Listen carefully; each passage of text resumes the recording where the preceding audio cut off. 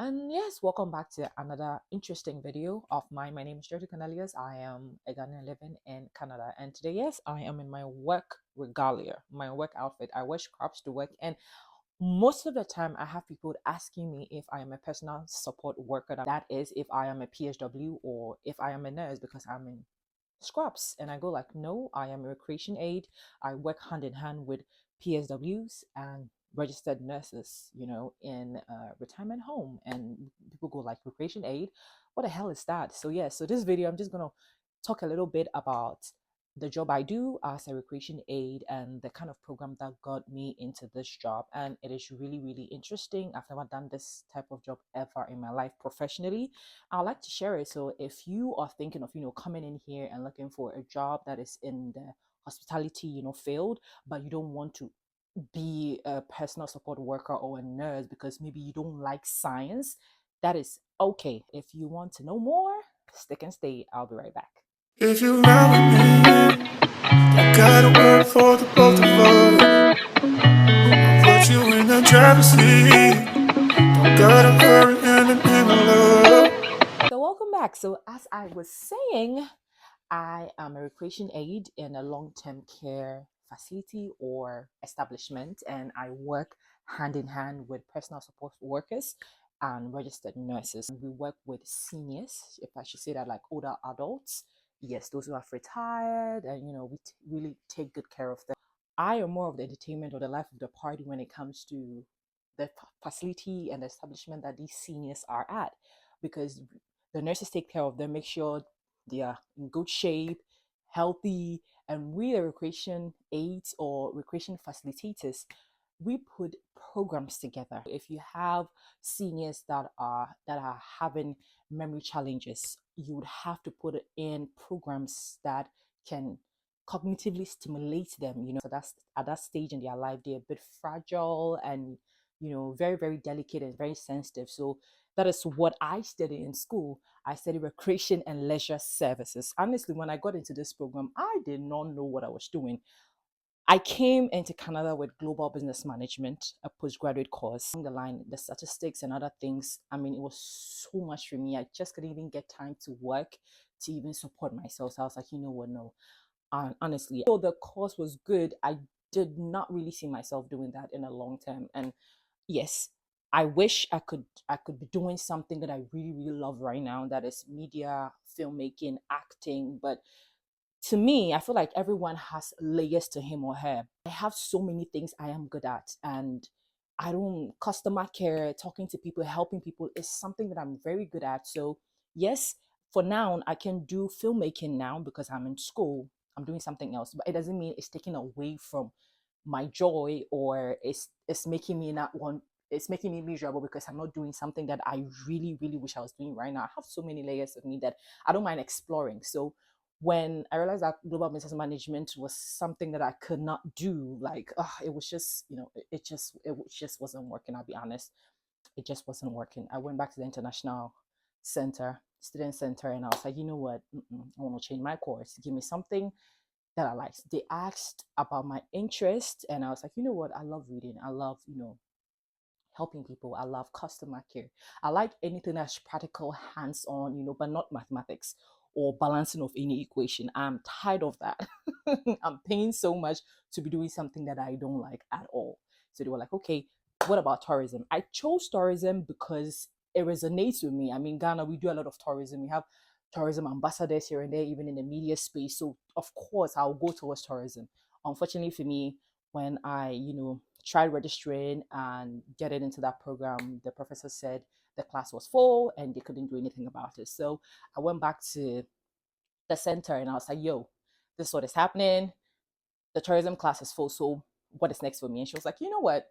There's this course. I think you might really, really like it. That is recreation and leisure services. And I'm like, what the hell is that? So I even had to Google recreation and even understand what it is, activities people do aside work. And I'm like, what the hell is this? Like, I can't relate. And she was like, don't worry, you will love it. It has everything that you want. You read a lot, you do practicals, you go out on trips and everything. I'm like, well, at this point, I really need to get into a program. So let's go with it. I'm okay. So for the first 2 semesters, honestly, I had no idea as to what I'm going to do with this course. In my third semester, I got to bond with people. I had a lot of Canadians in my class.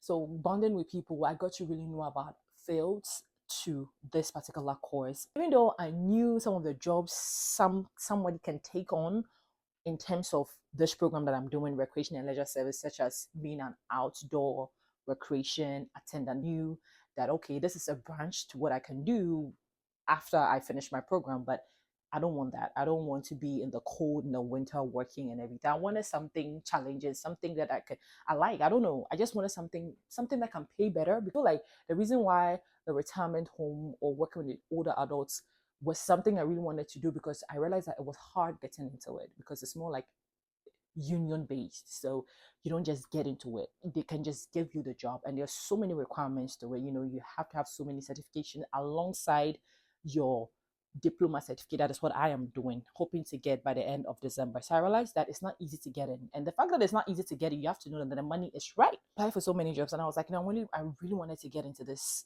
particular field, working with older adults or working with kids. When I even went for the interview for this job, I was like, oh my goodness, they're asking me things that I'm actually learning in schools, things that I've been given assignments on, so it was very, very much interesting. It's like, it's not far-fetched. And, when I was called that I had a job, I was so much excited about it, because this particular type of job, to do it here, most of the time, they base it on experience. You can have so many certifications and everything, but most of the time, they prefer somebody that has experience, because it is not an easy job at all. It seems easy, but working with people, working with older folks that have a bit of challenges, that have dementia, that have memory challenges, it's not easy. So if you don't really have practical experience, sometimes it's hard for people to to allow you get into these rules. That is how come they will not even allow anybody here be a personal support worker if you don't have certificates from school, because one little mistake can cost somebody's life. So it's kind of very, very like sensitive and delicate here in Canada. Any recreation aide or facilitator is more like an entertainer. For a recreation aide or a recreation facilitator, on paper your work looks so easy, because you're like, oh my god, I can do this. I can visit people, I can walk people outside, to enjoy fresh air, or I can communicate with people. Of course, I can feed people. It's fine, it's not a problem, honey.